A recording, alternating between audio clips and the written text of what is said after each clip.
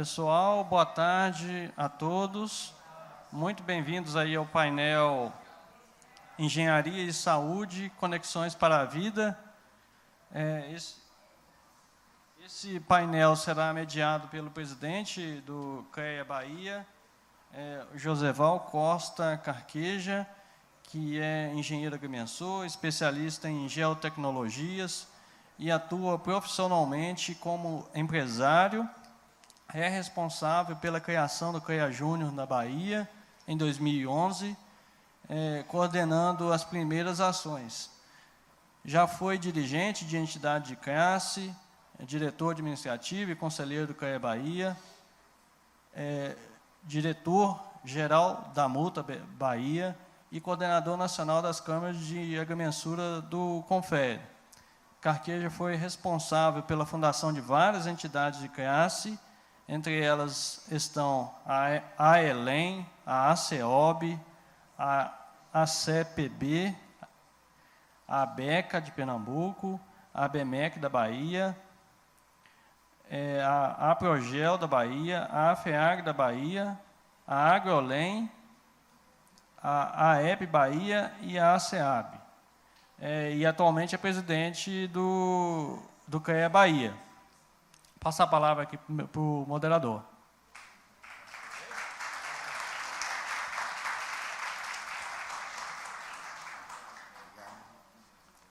Boa tarde a todos. Então, vamos dar início aqui. Vou ler o mini currículo hoje dessas 3 fantásticos profissionais que vão estar nessa 1h30 aqui na nossa palestra, trazendo conhecimento para todos, né? Então, primeiro é Leandro Cabral de Medeiros, engenheiro de segurança do trabalho, engenheiro sanitarista ambiental, presidente da Associação dos Engenheiros de Segurança do Trabalho do Rio Grande do Norte. Atua em hospitais privados, públicos e filantróficos. A segunda, minha grande amiga, engenheira civil, Ruth Carvalhal Borges, graduada em Engenharia Civil, graduada em Administração de Empresas, graduada em Geografia. Ela tem mestrado acadêmico do Programa em Saúde Ambiental e de Trabalho. Trabalha no Centro de Referência em Saúde do Trabalho, Sereste de Camaçari, Bahia, conselheira do CREA Bahia, coordenadora do CEP da Bahia desse ano, coordenadora do Programa Mulher do CREA Bahia, especialista em Engenharia de Segurança do Trabalho, especialista em Vigilância em Saúde, especialista em Epidemiologia, em Saúde do Trabalho, especialista em Higiene e Segurança do Trabalho. Denilson Rodrigues Santos, engenheiro ambiental, engenheiro de segurança do trabalho, especialista em engenharia de qualidade, especialista em higiene ocupacional, presidente da Associação Brasileira de Engenheiros de Segurança do Trabalho, diretor da Associação Nacional de Engenheiros de Segurança do Trabalho, ANEST, diretor da Associação Nacional dos Docentes de Engenharia de Segurança do Trabalho, coordenador de Relações Institucionais e de Marketing da BECLIN, Distrito Federal, membro do Grupo de Trabalho Interinstitucional do TRF-10, conselheiro da Câmara Especializada de Engenharia Industrial e de Segurança do Trabalho, do CREA-DF, de 2017 a 2019, diretor de Fiscalização do CREA-DF 2019, assessor técnico do CREA-DF desde 1º de janeiro de 2020, experiência como engenheiro de segurança do trabalho em serviço de saúde de 2016 a 2020. Então, vou chamar primeiro o Leonardo Cabral de Medeiros. E aqui, alguém vai ficar passando a apresentação? Certo. Alguém consegue? Será que me ajuda aqui? Vai colocar, né? Mais para o laser, né?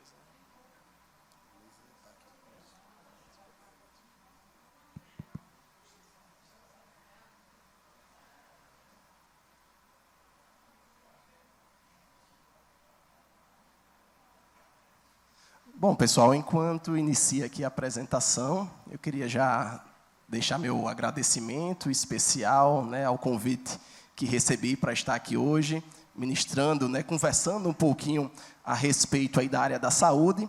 E já queria aproveitar, né, um questionamento que foi feito aqui para o seu Antônio, que está aqui presente à frente. Se puder colocar outra apresentação, que fala sobre riscos biológicos e sua interface com a segurança do trabalho. Seu Antônio nos questionou aqui o porquê da escolha desse tema, né, desse painel que nós iremos abordar aqui à tarde. E aí ele pediu que a gente iniciasse a apresentação falando o porquê da escolha desse tema. Bom, a engenharia ela está presente em todas as atividades econômicas e não poderia ser diferente com a área da saúde.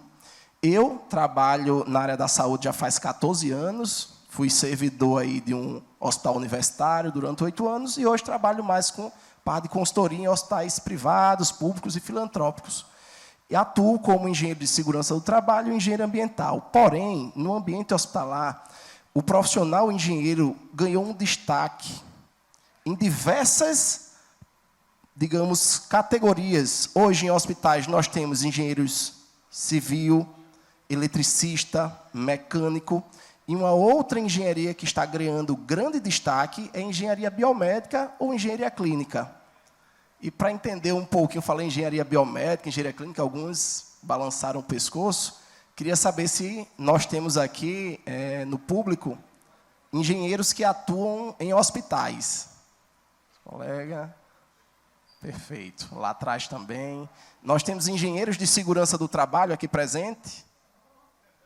Grande maioria, né? Que bom. Hoje estou aqui com a presença do seu Ângelo, representante da engenharia do Rio Grande do Norte, o que já é uma satisfação muito grande estar aqui junto com o senhor. Mais alguém do Rio Grande do Norte? Nós temos uma grande comitiva que está ali no estande do CREA-RN, então, caso possam passar lá e conhecer, são profissionais reconhecidamente, né, no âmbito nacional que desempenham tão bem a sua profissão. Bom, ótimo. Então, vamos iniciar aqui a nossa apresentação. Nesse momento, eu vou falar um pouco sobre os riscos biológicos e a sua interface com a segurança do trabalho. Como eu já falei, a engenharia ela está presente em hospitais e no âmbito da saúde como um todo, clínicas, laboratórios e etc. E um dos ramos da engenharia a qual eu atuo é a engenharia de segurança do trabalho, que, sobretudo, ela já tinha uma grande importância dentro do ambiente hospitalar, mas ganhou um destaque ainda maior e uma necessidade desde o momento da pandemia, ali em meados de fevereiro a março de 2020. Obviamente, no olhar ocupacional, ou seja, no olhar do ambiente de trabalho a qual os profissionais estão expostos, o principal risco que um profissional da área da saúde, seja médico, enfermeiro, fisioterapeuta e daí por diante, estão expostos, é claro que é o risco biológico.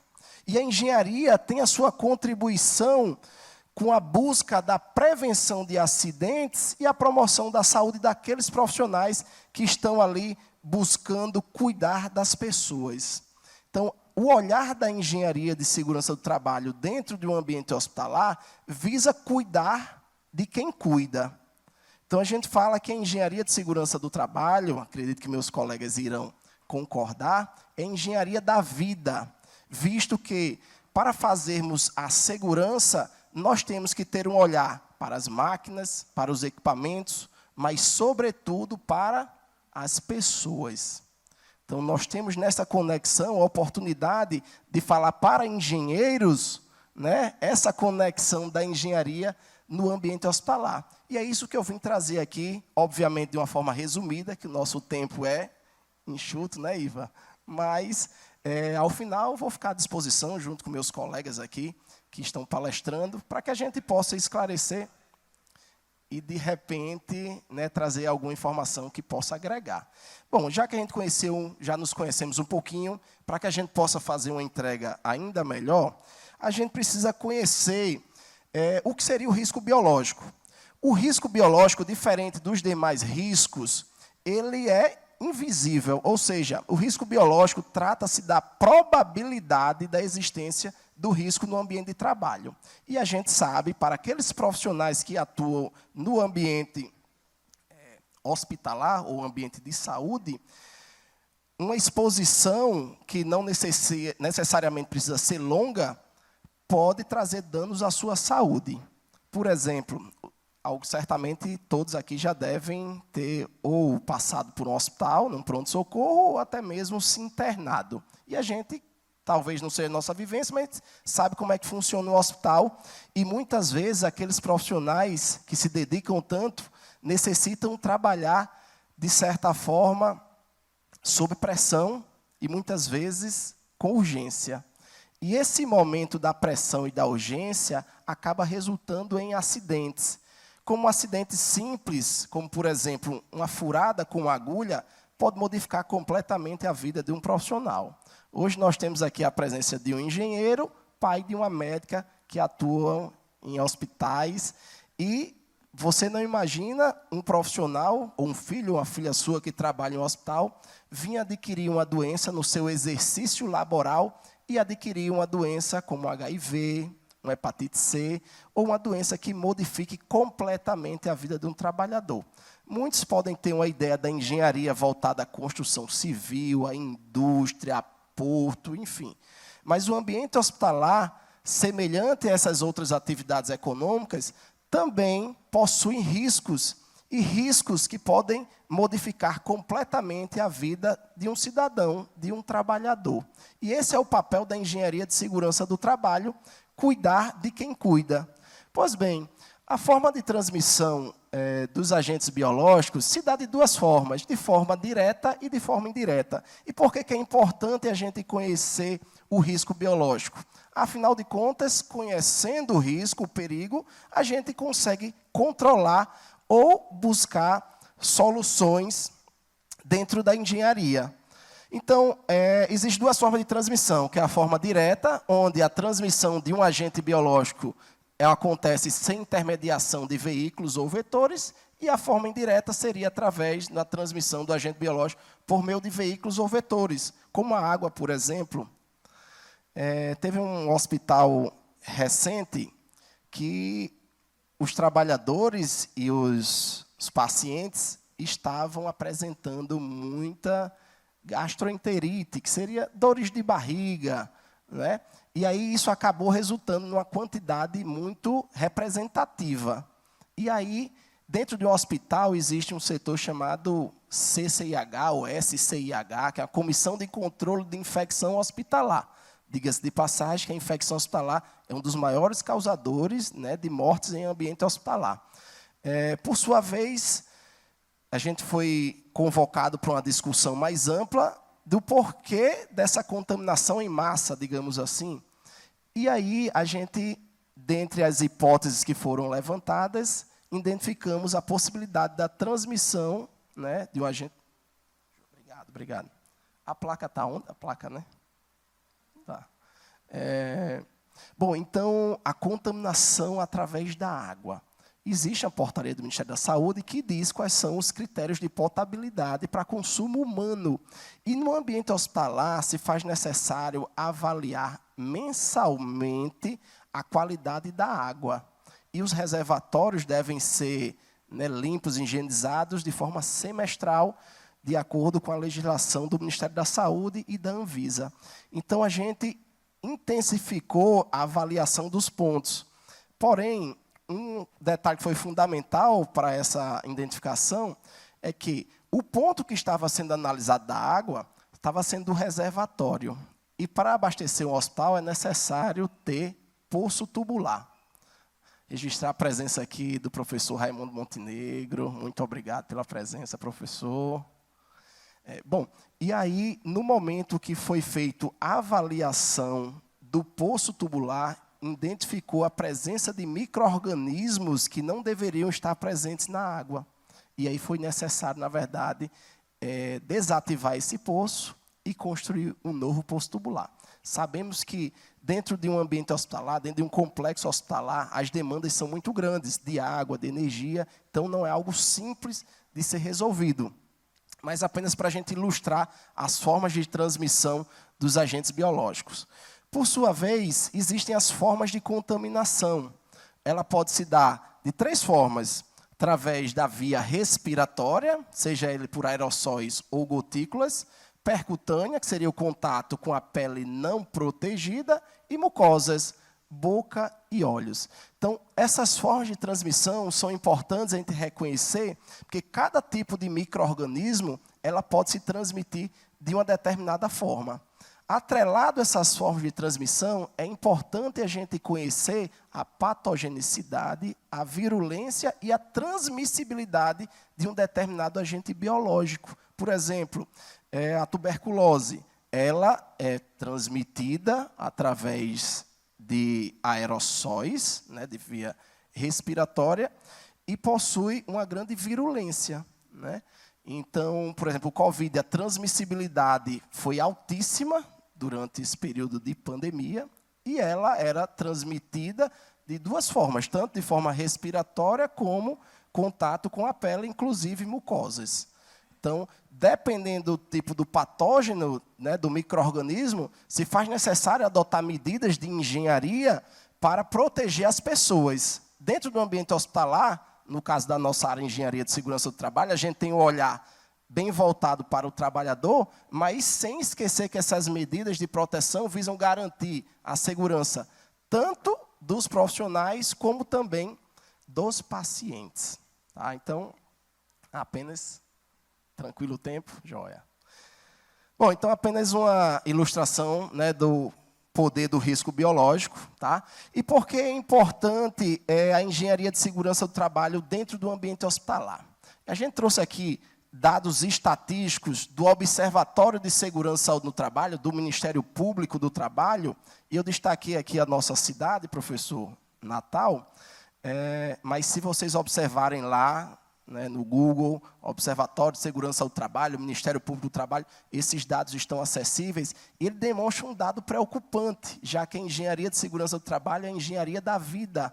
Ele mostra que os profissionais da área da saúde, ou melhor, a atividade econômica da saúde foi a principal atividade econômica lá no nosso município, mas aqui também retrata o Estado, com o maior número de acidentes e doenças ocupacionais. Isso demonstrando que os profissionais da área da saúde estão expostos a um risco que pode modificar completamente sua vida. Importante lembrar que esses dados, né, são registrados através do SINAM, que é o Sistema de Informação, Notificação e Agravos do Ministério da Saúde. E diga-se de passagem também que ainda existe, de fato, muita subnotificação. Porém, mesmo com essa subnotificação, demonstra que os ambientes hospitalares ou de saúde como um todo representam uma grande preocupação no cenário nacional. Se a gente for pegar isso no âmbito nacional, a gente vai observar que a atividade de saúde está entre as 3 primeiras atividades econômicas no país com o maior número de acidentes de trabalho. Como a gente já falou anteriormente, como nós já havíamos falado anteriormente, são acidentes que muitas vezes não trazem sequelas ou lesões grandes, mas podem modificar completamente a vida de um profissional. E hoje temos a presença aqui de um engenheiro, colega nosso, que sua filha é médica e se doa e se dedica tanto à sua profissão.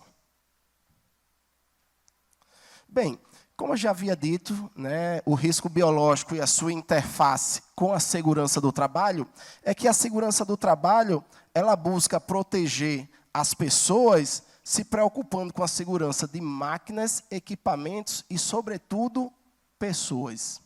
Dentro do ambiente hospitalar, hoje o parque tecnológico, ou seja, as máquinas e os equipamentos, cada vez mais são presentes no ambiente hospitalar. Seja a unidade de terapia intensiva, seja no centro cirúrgico. Hoje, por exemplo, quem já entrou numa UTI, você vai observar que um paciente que está internado, ele está completamente ligado a equipamentos. Bomba de infusão, monitor e daí por diante. Então, esses equipamentos, eles necessitam também ter a sua preocupação com a segurança do profissional e, além de tudo, a segurança do paciente. Tá? Visto isso, hoje nós temos, dentre os principais fatores de acidente no ambiente hospitalar, são acidentes envolvendo materiais perfurocortantes, que são agulhas, bisturi, gelco, entre outros. Dentro do âmbito da engenharia, nós já tivemos um grande avanço nesses equipamentos perfurocortantes, visto que esses equipamentos até então não possuíam nenhum tipo de dispositivo de segurança, mas com a ajuda da engenharia, esses equipamentos já foram substituídos por equipamentos com dispositivos de segurança que impedem que os profissionais da área da saúde se furem, se perfurem, e assim consegue-se diminuir o número de acidentes nestes ambientes. Então, é uma demonstração de que a engenharia também tem a sua contribuição dentro do ambiente hospitalar. Bom, e no olhar das pessoas, quando a gente fala de cuidar de quem cuida, porque muitas vezes aqueles profissionais, quando a gente precisou de um atendimento assistencial, a gente sabe que eles se doam sem nos conhecer, mas estão sempre ali dispostos a ajudar. E muitas vezes eles acabam esquecendo de si mesmo para ajudar o outro. Teve um caso recente de um profissional da manutenção da área da engenharia clínica, que aí entrou numa sala de reanimação, porque o desfibrilador tinha parado, e ele precisava fazer aquele equipamento funcionar ou encontrar uma outra solução. Profissional por volta dos seus 54 anos, diabético, hipertenso. E aí, no momento que entrou para retirar esse desfibrilador, acabou que o paciente tossiu. A gente viu, obviamente, nos telejornais, que o profissional queria prestar assistência a um paciente suspeito ou confirmado com Covid, ele teria que se paramentar completamente, né, com capote, máscara N95, luva e tudo mais. E, nesse momento, ou ele se paramentava ou o paciente morria. Vocês acham qual foi a escolha dele? Salvar o paciente. Muito embora colocando a sua vida em risco. E foi justamente isso que aconteceu. Ele, diabético, hipertenso, com uma semana após, acabou indo para a UTI. Passou quase 2 meses internados na UTI, entre a vida e a morte, mas, graças a Deus, está para contar essa história. Muitos outros não estão aqui para contar. Digo, um grande amigo engenheiro da Secretaria de Obras de Natal, que viajava o Brasil todo com sua esposa de moto, né? Ele gostava muito de viajar de moto, se internou na sexta-feira. Falei com ele, quem me respondeu foi a esposa. Quando foi no domingo, na sexta-feira estava tudo bem, ele foi para a UTI. Quando foi no domingo pela manhã, veio a óbito, vítima da Covid-19. Então, muitos colegas aqui, certamente, né, nós temos amigos, familiares, que foram vítimas do Covid. E os profissionais da área da saúde estão expostos a esses riscos o tempo todo. Então, cabe a nós, engenheiros, buscarmos soluções para trazer um maior conforto e segurança para esses profissionais. Bem, meu tempo eu sei que já esgotou, a gente está numa sequência, para que a gente possa encerrar e passar, né, a palavra aqui para Ruth. Reforçar novamente, estou aqui representando a Associação dos Engenheiros de Segurança do Trabalho, estou com a presença aqui do professor Raimundo Montenegro, também vice-presidente da ESTE. Temos o nosso presidente nacional, Benvenuto, que é o presidente da Associação Nacional de Engenharia de Segurança do Trabalho, a quem eu deixo meu agradecimento aqui e reconhecimento, né, por ser um profissional tão reconhecido aí dentro da nossa área e que é exemplo para todos nós. E a Engenharia de Segurança do Trabalho, para finalizar, novamente, a Engenharia da Vida. Então, pessoal, deixo aqui meu agradecimento. Fico à disposição posteriormente para alguma dúvida ou esclarecimento.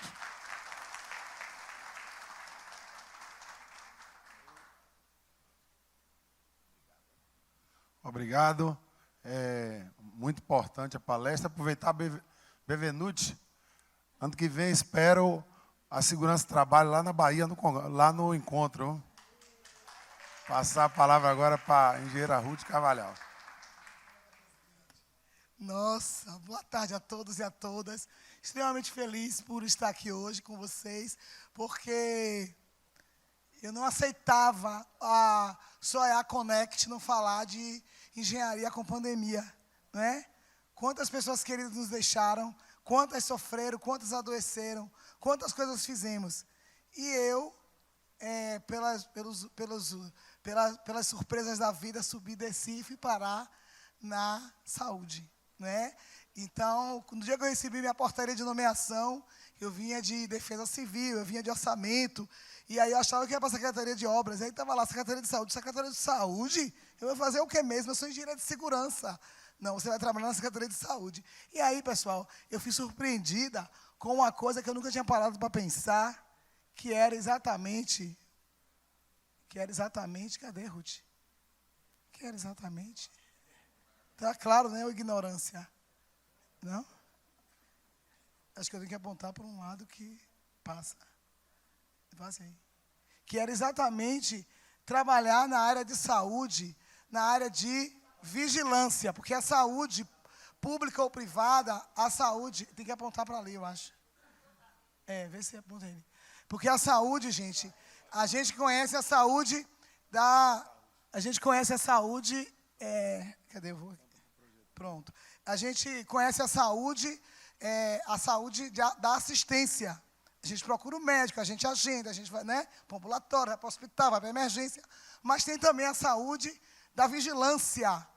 Né? São várias vigilâncias. A gente conhece muito a vigilância sanitária, porque é aquela que verifica se a comida está contaminada, as pessoas tiveram, né, uma infecção, aquela coisa toda. Mas tem várias vigilâncias. Tem vigilância também ambiental, importantíssima para a natureza e para a nossa vida. A vigilância epidemiológica, que é aquela que faz os cálculos e verifica se aqueles incidentes que estão acontecendo precisam ser melhor monitorados. E tem a vigilância do trabalhador, que é a que eu fui parar, que é a vigilância em saúde do trabalhador. E aí essa é uma vigilância que está englobada em todas as pessoas, porque quando a gente passa dos 18 anos e vai até 60, 70, até 80, a gente trabalha, a gente é trabalhador. Então, a vigilância é para a saúde do trabalhador. Não interessa se ele trabalha de maneira privada, se ele trabalha de maneira pública, se ele trabalha por conta própria, se ele é vendedor, não interessa.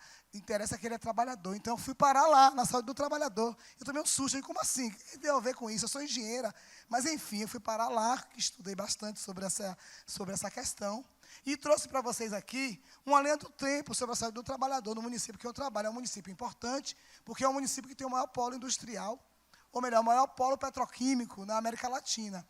Hoje, não só o polo petroquímico, tem outros polos também na região de Camaçari, no estado da Bahia. Então, eu trouxe aqui só uma linha do tempo rápida, de 1980, já com o polo consolidado e com milhões de acidentes de trabalho acontecendo nessas empresas do polo, né, evoluindo para a criação de um sistema nacional sobre a saúde do trabalhador, que é uma rede nacional chamada RENASH, e daí veio a vigilância em saúde do trabalhador, que foi se fundamentando, baseado nos diversos acidentes que ocorriam nessas empresas do polo petroquímico de Camaçari.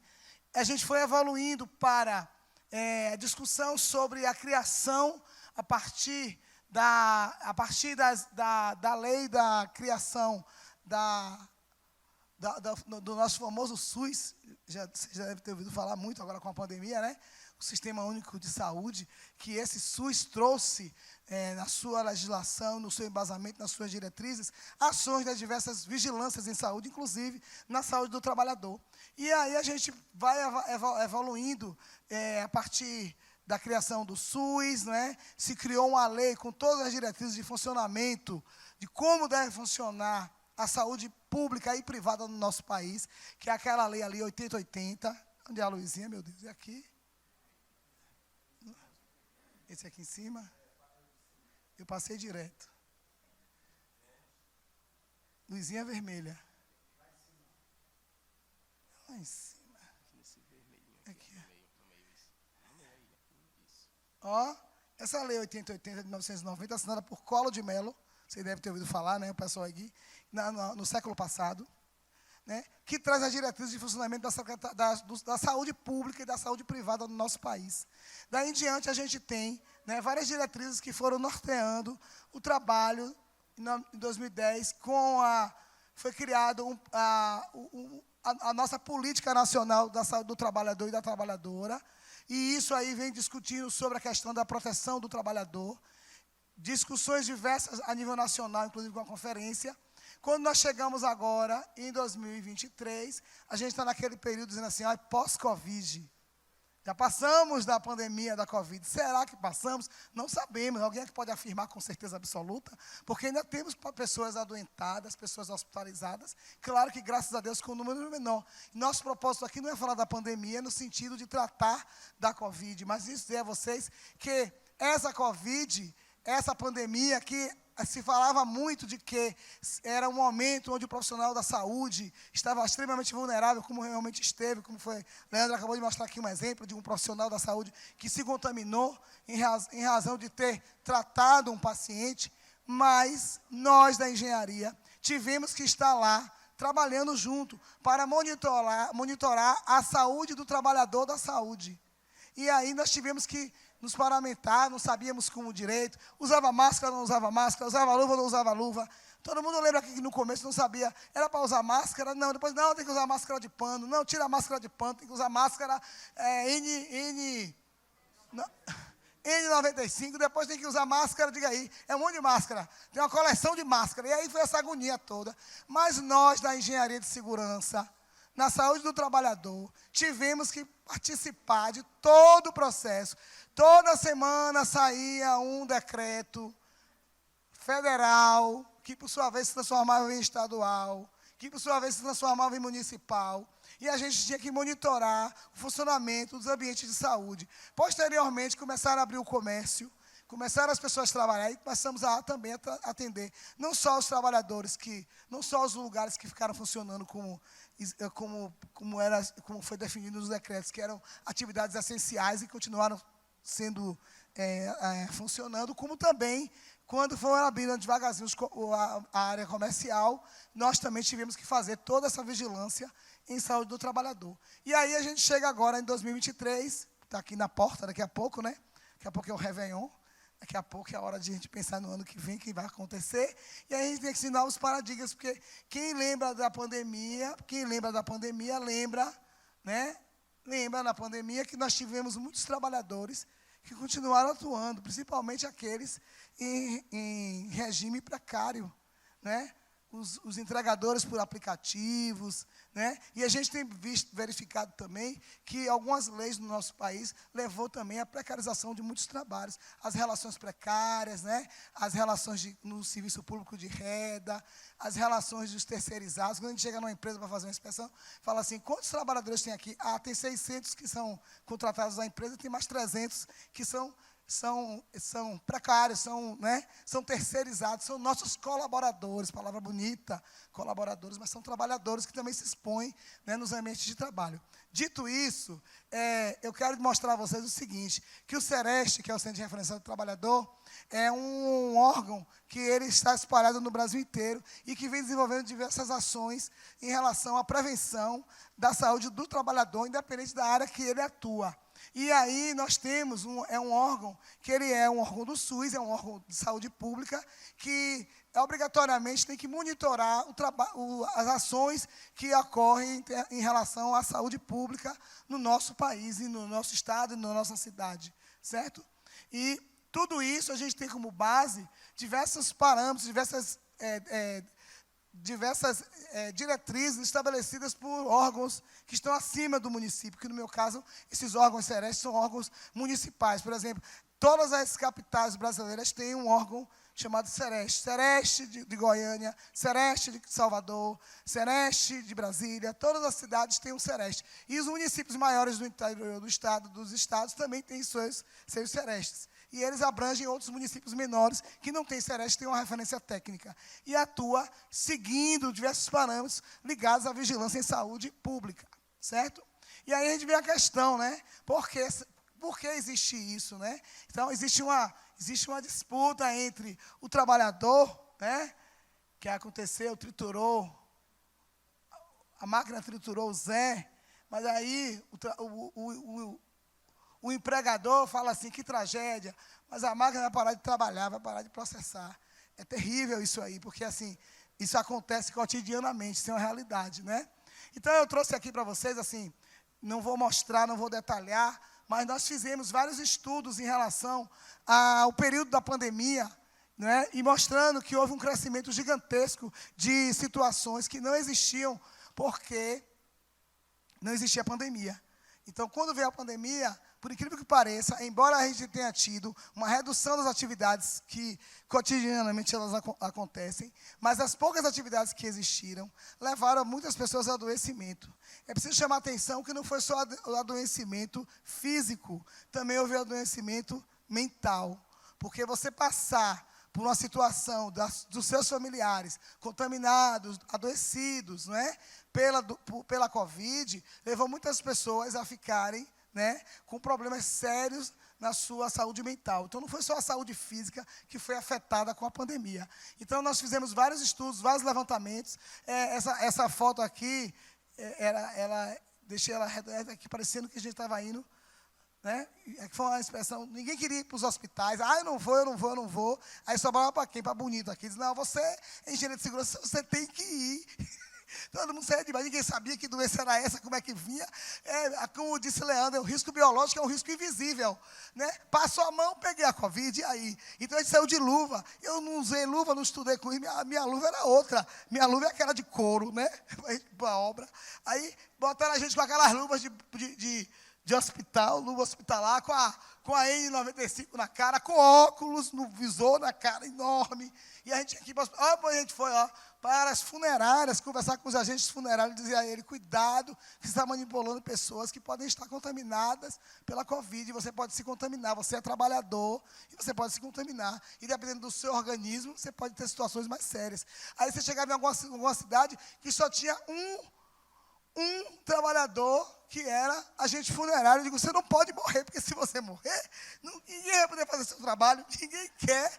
Como é que vai ser isso? Então, você, pelo amor de Deus, você se proteja.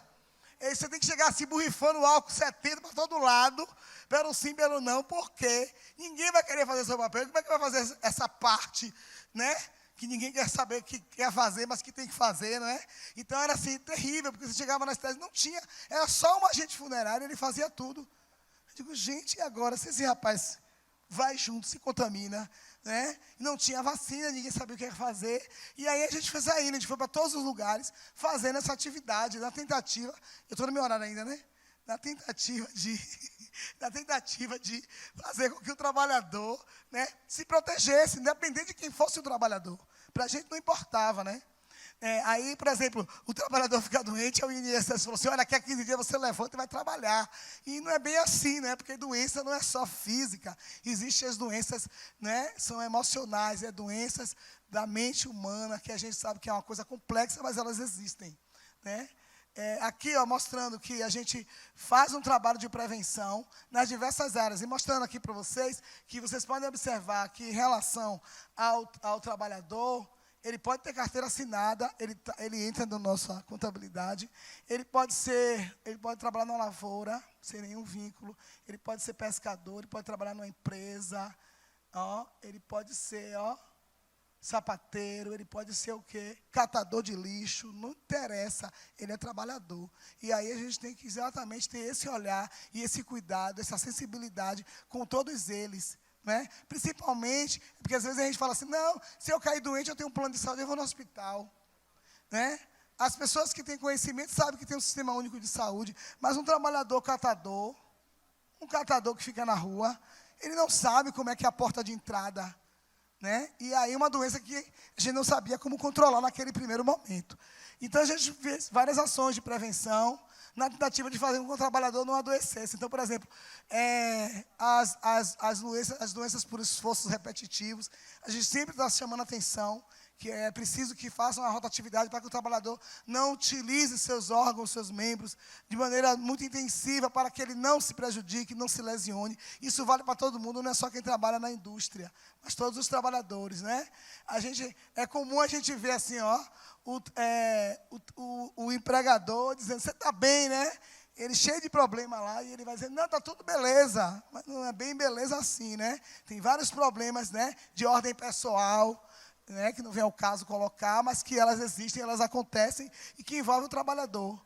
Então, a gente veio com a pandemia, a gente passou a usar os aplicativos, passamos a usar as plataformas digitais, consequentemente, para nós, consumidores, estava tudo muito bacana, só que as plataformas digitais, elas são plataformas que não tem nenhum ser humano do outro lado, é inteligência artificial, e os trabalhadores que trabalham com essas plataformas, para a plataforma, ele é considerado um cliente, e, na verdade, ele tem muitas perdas na sua saúde em relação ao trabalho que ele desempenha em relação a essas plataformas. Eu conheço pessoas dentro da minha casa que o tempo todo é clicando e comprando coisa e toda hora chega uma moto lá para entregar.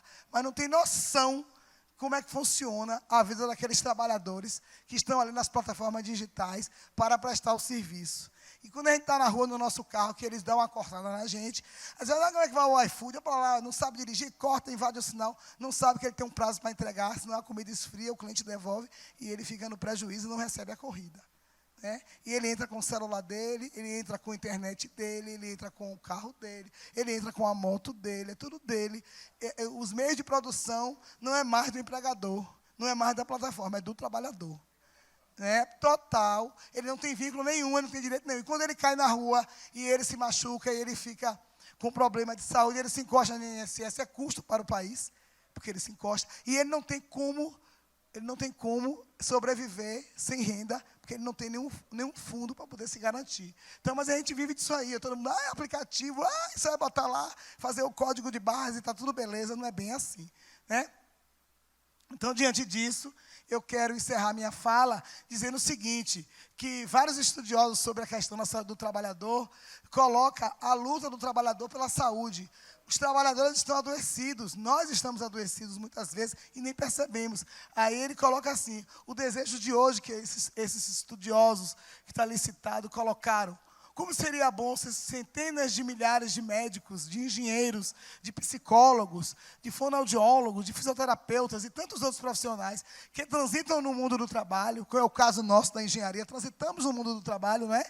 Tivesse o movimento operário italiano como paradigma de sua atuação, ou seja, um movimento onde é preciso respeitar o trabalhador, porque todos nós somos trabalhadores. Quando uma pessoa vai, aí vem a questão da subnotificação que o Leandro colocou, muitas vezes qualquer pessoa de 18 anos até 70, quando ele procura a unidade de saúde, a primeira coisa que tem que perguntar é, você trabalha onde?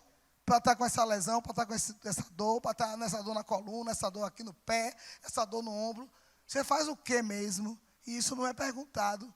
E você não tem uma notificação de que foi uma doença que pode ser relacionada ao trabalho. Então, nossa missão é exatamente essa. Então, eu fico muito feliz do CREA da Bahia ter aprovado essa temática, muito feliz pelo CONFEA ter aprovado e muito feliz por vocês estarem aqui. Obrigada.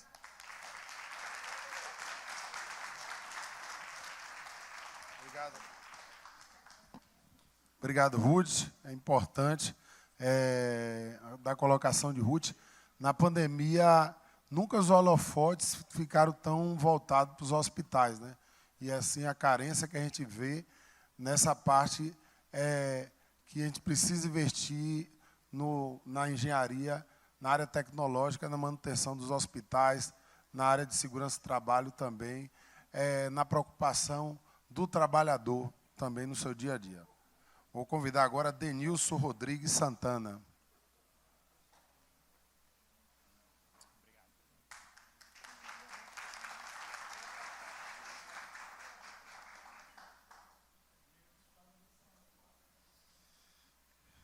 Boa tarde a todos. Obrigado, primeiramente, pela presença, que realmente nos dá o prazer de não medir esforços para realmente proporcionar esses momentos que são de grande satisfação a nós profissionais que fazemos parte dessas medidas, né, em prol da saúde do trabalhador, da segurança e da saúde dos trabalhadores. Inicialmente, parabenizo a conselheira Ruth, que foi realmente a grande responsável por este momento, considerando este tema que é fundamental e que está cada dia mais evidente o quanto a engenharia está inserida na saúde. hoje sem a qual a medicina sequer estaria de fato funcionando. Porque o médico hoje não se baseia meramente na hipótese, ele tem que ter a certeza do que ele vai fazer. Agradeço também aqui a oportunidade que foi proporcionada pelo presidente Bevenuto, que foi realmente me deu essa oportunidade de estar aqui representando a ANEST. E vamos então dar continuidade ao nosso tema. Conforme falado no início, né, estamos falando da questão da engenharia e saúde, conexões para a vida, pois isso está ficando cada dia mais evidente o quanto a saúde, de forma geral, não apenas a saúde ocupacional, necessita da engenharia para que realmente ela seja mantida, seja tratada, remediada ou até mesmo revista as maneiras a se conduzir ações em prol da saúde, hoje não só do trabalhador, mas também da saúde pública. A exemplo, nós temos a questão do Covid-19. Bem, como eu falei, agradecimento à ANEST pela oportunidade. Aqui apenas um breve histórico que já foi pontuado no início do nosso evento, do nosso módulo. Falaremos então da realidade brasileira.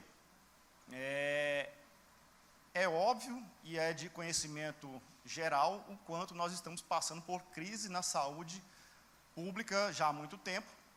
Isso gradativamente vem se agravando, dando inclusive as aberturas para que a saúde privada se expanda, afinal isso tem se tornado um grande negócio. Em parte tem sido uma opção àqueles que têm condição, no entanto, aos que não têm estão realmente numa situação de abandono, porque os investimentos na saúde pública estão cada dia mais decrescendo. Temos hoje a realidade também da questão das OS conduzindo os hospitais públicos, que tem gerado dúvidas quanto à eficácia, à eficiência e à efetividade quanto a essas ações. Temos inclusive o exemplo do próprio Instituto Hospital de Base de Brasília, que tem gerado discussões se ele tem realmente funcionado com esse seu novo formato, sendo que o Hospital de Base de Brasília era a nossa referência para as ações voltadas à saúde.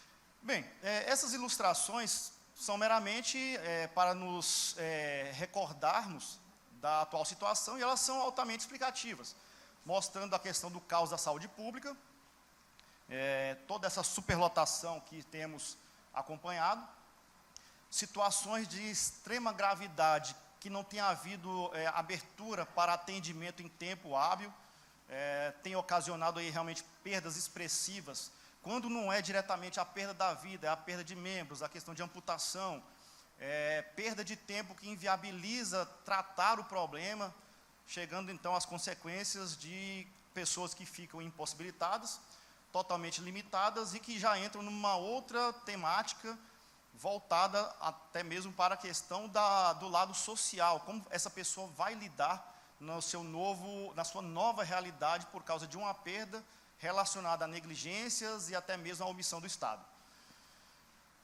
E, ironicamente, nós vemos essa questão que tem realmente crescido gradativamente, né, considerando a questão dos óbitos e o mercado das funerárias, que tem até mesmo trazido ainda mais problemas aos parentes das vítimas, porque realmente já entra na questão financeira, na questão emocional, que realmente sabemos todos o quão difícil é lidar com essa realidade. Aí vem o outro lado, como eu falei, da saúde privada, onde estão também inseridas as empresas especializadas nos planos de saúde. Para muitos, foi a opção, a melhor alternativa por não podermos contar com o Estado. Tanto pela superlotação, o subdimensionamento das instalações hospitalares, até mesmo pela nossa insegurança em entender, em pensar que o hospital, estando superlotado, não vai realmente lhe atender, então você tem que buscar ter um plano B, uma alternativa para realmente dar a condição de proteger a si mesmo, assim como seus familiares. Então, temos optado pelos planos de saúde, que tem movimentado a saúde privada, e essa oscilação, esses altos e baixos, porque a crise financeira também tem, já por outro lado, impedido a permanência de muitos que aderiram ao plano de saúde por não ter condição de pagar. Então, vejam como é uma situação, vivemos entre a cruz e a espada, no que diz respeito à saúde. Isso, novamente falando, não só a saúde ocupacional, mas a saúde pública de forma geral. Então, vejam como as imagens, por mais irônicas que elas sejam, elas nos trazem mensagens expressivas. Elas são realmente bem contundentes ao se falar, né, o empresário voltado ao cliente. Quer ver os preços do nosso plano de saúde? E diz o cliente, os preços é que me deixam doente. Ali realmente é uma consequência, porque o homem, ele tem, eu digo o ser humano em geral, as mulheres são realmente muito disciplinadas em cumprir suas obrigações, manter as coisas funcionando, mas o homem tem um agravo pelo fato de ele não saber lidar quando tem esse tipo de problema de que ele não está conseguindo arcar com seus compromissos. E até mesmo o que mais acontece atinge os homens nessa questão de perder a cabeça para algumas coisas, e a tendência é que realmente, se ele não tomar uma decisão extrema, ele vai realmente parar no hospital para tentar amenizar esta situação. E o seu estado de saúde é ótimo, diz o médico ao paciente, né? Porém, né, o reajuste deve deixar o seu saldo bancário em estado grave. Hoje está realmente terrivelmente caro você conseguir arcar com a saúde privada, com os planos de saúde. E ao você contabilizar o quanto você gastou, você fica até mesmo assustado o quanto dinheiro saiu, enquanto você nunca precisou. E quando você vai precisar e deixou de pagar por não ter condição, onde você vai parar? Saúde pública, que está realmente em situação caótica.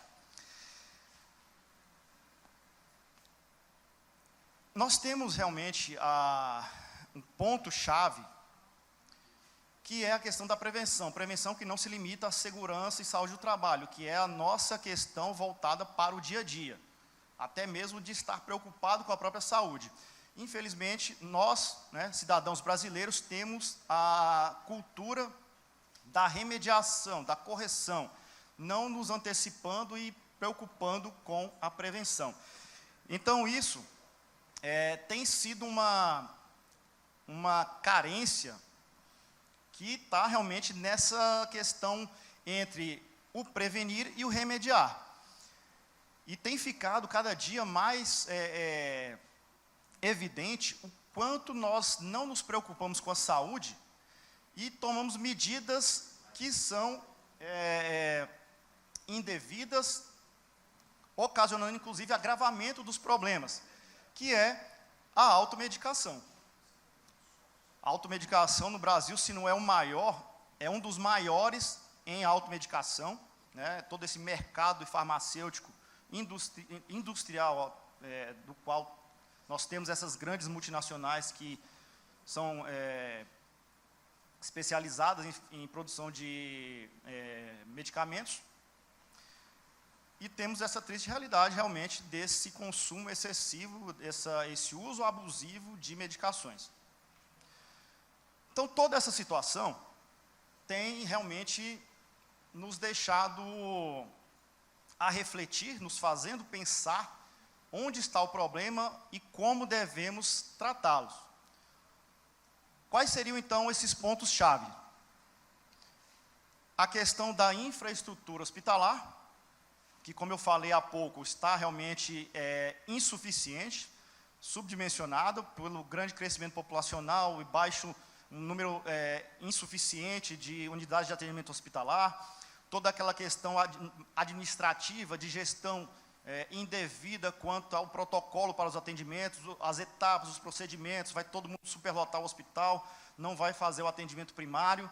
Então, isso tem ainda também contribuído para esses agravos e prejudicando o atendimento. E nessa questão da infraestrutura também, nós temos toda essa questão sistemática, devido à complexidade de todos os setores de atendimento, mostrando nisso a importância do sistema de informação, que hoje a tecnologia da informação, tanto dentro da engenharia quanto em atividades complementares e profissões complementares, estão se mostrando cada dia mais essenciais para isso, porque, como eu até já pontuei, e gradativamente nós vamos sempre ressaltando, hoje o médico ele está totalmente dependente das informações que ele recebe por meio de exames, por meio de outros procedimentos, para que realmente a sua ação resolva e não agrave o problema dos pacientes. Temos então aí a questão também dos recursos humanos. Falamos inicialmente da questão de infraestrutura hospitalar, com toda essa questão das especificações técnicas estabelecidas, inclusive, pelas resoluções da Anvisa, pelo Ministério da Saúde, no que diz respeito à engenharia e arquitetura.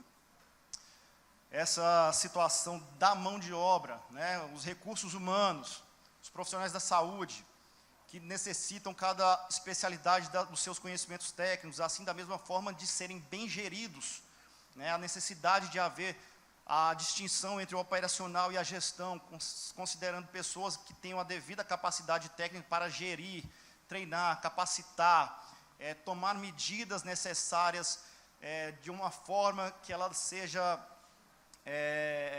proporcione proximidade, não distanciamento entre um e o outro, evite conflitos, que inclusive é papel do engenheiro de segurança intervir nesses conflitos.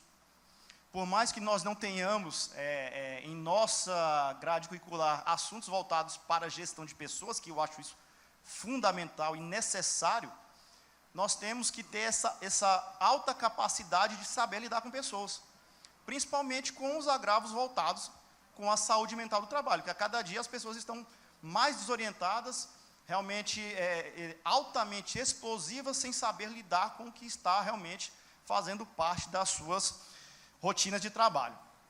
E neste tripé, a saúde do paciente, né, que tem ficado cada dia mais jogada ao léu, levando em consideração esse número insuficiente de profissionais da saúde, tanto da enfermagem, dos enfermeiros e técnicos, assim como número insuficiente de médicos, que estão chegando ao ponto de não suportar aquela pressão pela alta demanda. Infelizmente, sabemos da triste realidade de muitos médicos até suicidando pela pressão excessiva para atendimento. Aí tem hoje o cidadão, o paciente, ou parente do paciente que ataca o médico, parte para a agressão, já extrapola para a violência quanto ao que realmente aquele profissional pode fazer. Então, isso aí até mesmo exalta, aumenta a nossa responsabilidade quanto a buscar realmente alternativas, quanto às ações para evitar esse tipo de consequências. Não poderia deixar também de fazer referências a uma pessoa que foi fundamental para que as ações voltadas para a saúde, volto a falar, não apenas a saúde ocupacional, mas a saúde pública, a saúde coletiva, que ela já tinha uma visão prevencionista, uma percepção de riscos. Ela já, digamos, olha só, de 1820 a 1910, né, a Florence Nightingale, ela já tinha a visão do hoje enfermeiro do trabalho, porque ela foi realmente fundamental quanto às medidas da antecipação, reconhecimento de riscos, e conseguiu controlar as situações, porque durante a guerra ela identificava que essa falta de higiene, os maus hábitos, isso era realmente uma das causas do alto índice de contaminação, né, das infecções hospitalares no que a gente vê hoje, né? Hoje nós temos os departamentos o CCIH, né, do controle de infecção hospitalar, como o Leandro já mencionou anteriormente. Então ela chegou realmente tomando ações administrativas e obviamente operacionais, que foram realmente de alta relevância neste controle. Tanto que era uma situação muito simples, né? Ações, obviamente, de lavagem, higienização das mãos, assim como do manuseio de ferramentas de trabalho para que aquilo lá não viesse a contaminar, a causar infecções no paciente. E nessa situação, como resultado, né, com essas medidas, a taxa de mortalidade de feridos, que era de 43%, foi reduzida para 2%. Vejam como o gerenciamento de riscos, né, as medidas de controle meramente por questão administrativa, surtem efeito e o quanto que ela contribuiu com relação a isso. Por quê? Essa ação foi voltada para a questão dos militares, que seriam, na verdade, meios de contágio dos demais, da população. Então isso foi realmente um marco que ela nos trouxe. Então vem a pergunta: existe departamento de engenharia nos hospitais? Essa é uma pergunta que realmente faz refletir que isso provavelmente existe nos hospitais públicos, como nos hospitais universitários, porque eu acredito que nem os grandes hospitais privados tenham realmente essa preocupação. Pode haver as exceções, mas isso não está realmente conforme a realidade. Então, há aqueles profissionais que não têm a devida qualificação gerindo a engenharia clínica, gerindo a manutenção de equipamentos hospitalares, sem a devida gestão e devido conhecimento para essa finalidade. Então, quais as consequências dessa ausência da engenharia nesses estabelecimentos de saúde? Daqui, já de um certo tempo para cá, tem sido recorrente a ocorrência de incêndios em hospitais públicos, assim como também nos privados. Aqui nós vemos que recentemente, em 2019, 10 incêndios em hospitais pelo mundo somam mais de 700 mortes. Número expressivo e alarmante. Outra publicação: incêndios em hospitais do Rio fizeram mais de 40 vítimas desde 2019. Essa questão do hospital do Badim foi significativa, porque inclusive mostrou a deficiência da questão de manutenção de equipamentos hospitalares, a questão das instalações elétricas estavam deficientes e foram causadoras dessa situação que realmente foi um marco a nível mundial. Ocorrência no Hospital Santa Lúcia, de Brasília, um hospital de alto nível, de grandes investimentos, e que por um problema nas instalações de ar-condicionado, ocasionaram realmente um grande estrago no hospital. Outra informação, que incêndios em hospitais sobem quase 40% no país com manutenção falha. Isso também recentemente, em outubro de 2020, foi publicado, ressaltando que ocorrências em unidades de saúde passaram de 39 no ano passado, isso que se referindo a 2019, para 54 de janeiro a outubro deste ano, o ano específico. São Paulo lidera registro, seguido por Minas Gerais. É um alerta, mas que todos os estados deveriam estar realmente atentos a essa situação. E daí vai situações de ocorrência de incêndio de hospitais, e aqui mostrando causas principais, destacando as instalações das cozinhas, por causa da questão de gás, até a própria eletricidade. Vale também ressaltar, aparelho explode durante a cirurgia e causa queimaduras em um bebê no hospital. O uso indevido do bisturi elétrico por falta de manutenção, falta de calibração. Isso também ressalta o despreparo de quem está fazendo o uso, porque nem todo enfermeiro, o profissional da saúde responsável, o médico propriamente dito, tem a devida qualificação para lidar com determinados equipamentos. E não podemos deixar de lado quando se fala da questão voltada para a saúde ocupacional. Desastres em unidades hospitalares. É preciso gerenciar riscos não clínicos. Não há como se preocupar meramente com o paciente, preocupar também com aqueles que tratam dos pacientes, como o Leandro havia falado, cuidar de quem cuida. Essa omissão, ela tem sido realmente, está ficando cada vez mais em evidência, e agora com o Covid alastrou ainda mais, está cada dia mais em evidência o quanto tem que se mudar essa gestão de pessoas. Ressaltando, necessário ter planos de prevenção para incêndio, assim como quedas de energia, danos estruturais, falhas de tecnologia. Tudo isso aí é engenharia. Então, a engenharia em ação. Apenas uma ilustração mostrando a questão das modalidades de engenharia, que são muitas, todas em constante evolução, porém são subestimadas, lembradas meramente, vias de regra, tardiamente.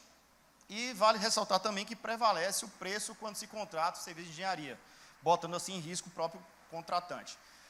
Nisso, nós consideramos todas as modalidades que estão diretamente no funcionamento do serviço de saúde, que é a engenharia civil, engenharia elétrica, mecânica, engenharia biomédica, química ambiental e sanitária, ressaltando, destacando essa questão de risco de infecção, assim como gerenciamento de resíduos de serviços de saúde. E sem deixar de evidenciar a engenharia de segurança do trabalho, todas elas funcionando de forma interligada. Essa é a maneira ideal para garantir o pleno funcionamento. Nisso eu destaco a questão da resolução 1103, especificamente para a engenharia biomédica, que nos deixa, por meio do artigo 2º, as suas atribuições, destacando justamente produtos médicos, sistemas de auxílio na motricidade, equipamentos voltados para essa questão, voltadas para a saúde, das tecnologias para a saúde, destacando a imaginologia, aferição, monitorização, e até mesmo aqueles voltados para ressuscitação, eletroestimulação, dentre outros que são essenciais para garantir a vida.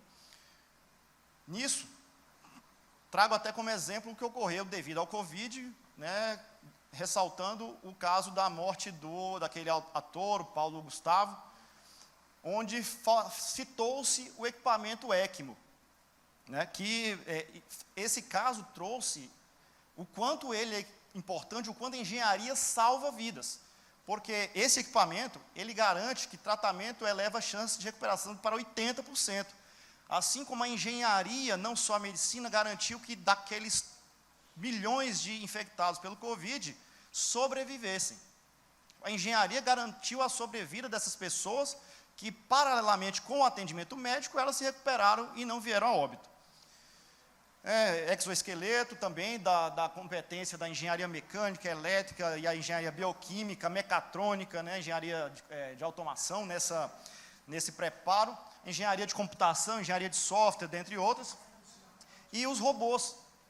Inclusive, no próprio Distrito Federal, tivemos uma operação de sucesso no Hospital da Criança, onde houve uma cirurgia de siamesas, onde o médico estava operando lá dos Estados Unidos. Sem engenharia, esse médico tinha feito essa operação com sucesso? Jamais. Então, a vida dessas crianças deve-se principalmente à engenharia.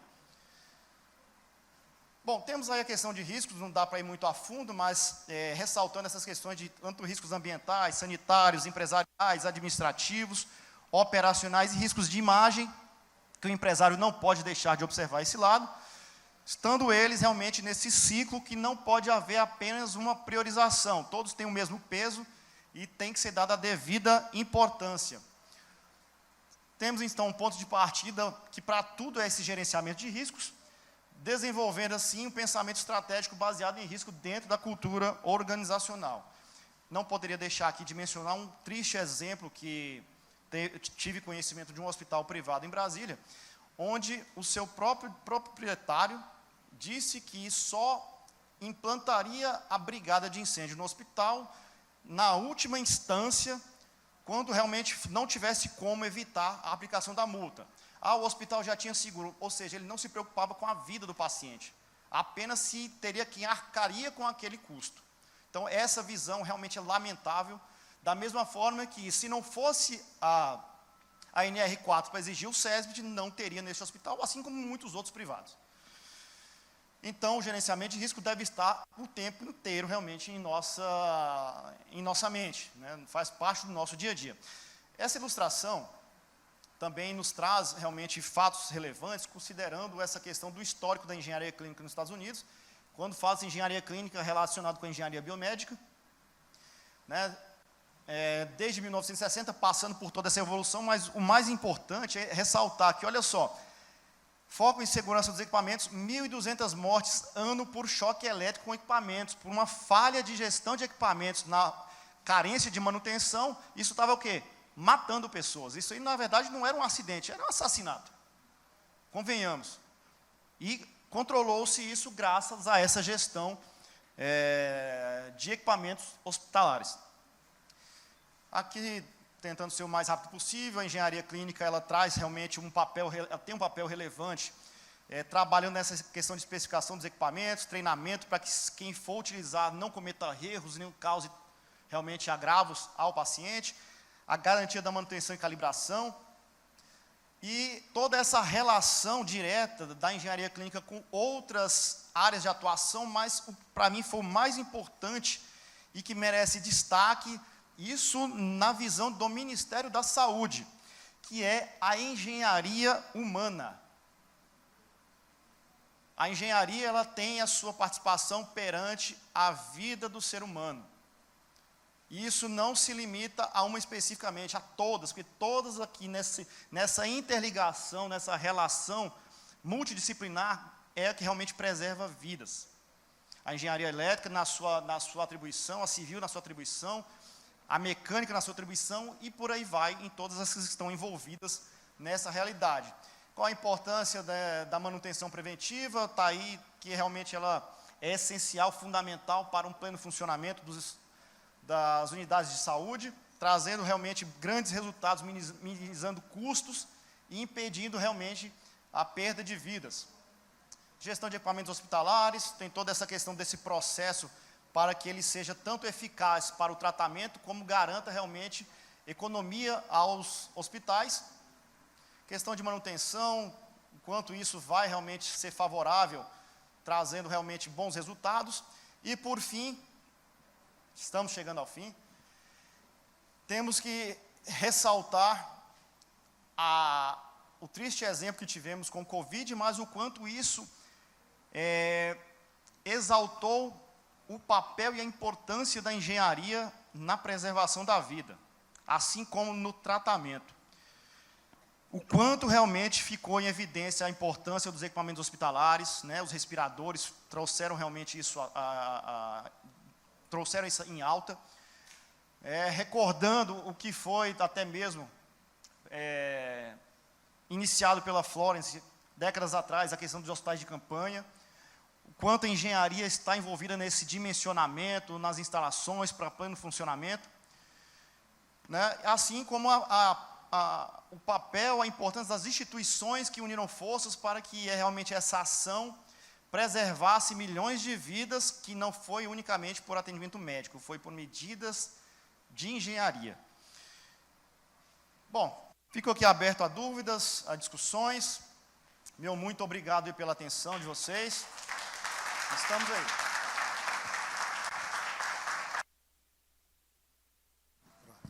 Obrigado, Denilson. Então, vou abrir a perguntas. Ele vai abrir as perguntas, mas antes disso, peço a todos que busquem aí no Instagram a questão da Ivabela, que é o Café com Segurança, que tem sido realmente um meio fundamental para realmente que os profissionais da segurança do trabalho tenham realmente uma relação e tenham essa ajuda conjunta, essa ajuda coletiva. Eu vou até pedir ao final que ela venha só fazer o merchan aqui para falar mais do projeto. Obrigado. Então, vou estar abrindo perguntas aí. Microfone.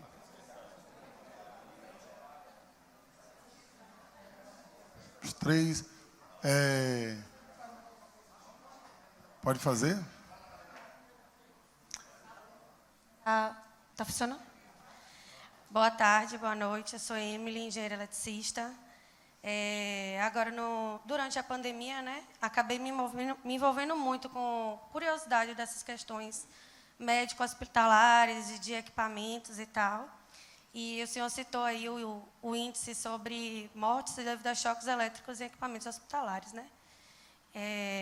Na verdade, não é uma dúvida, mas uma contribuição. Como a gente tem que aumentar a fiscalização dos testes de manutenção. Porque, assim, eu particularmente visitei alguns centros na cidade que eu moro, no interior da Bahia, clínicas que trabalham com ultrassom móvel, com máquina de diálise de pequeno porte. E, assim, quando eu falava, vamos fazer um plano de manutenção, vamos fazer teste de isolamento dessas máquinas e tal. Aí, os empresários que administram, né, a primeira pergunta é, para quem olhar? Para quem ver, sabe? Então, assim, essa fiscalização ainda precisa evoluir muito. Se a gente olhar para uma capital da Bahia, a gente já vai encontrar muitas falhas. Imagina um interior de 100 mil habitantes. Então, essa clínica de diálise, ela não é uma clínica pequena.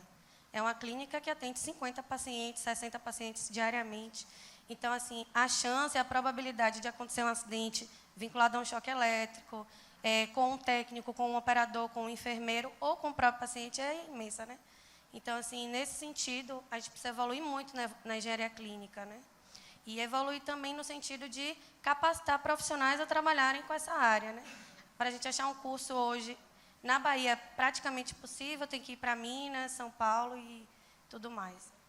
Adorei a palestra, o tema, todos de parabéns. Eu sou super admiradora de engenharia de segurança e é isso, é uma contribuição. Obrigada.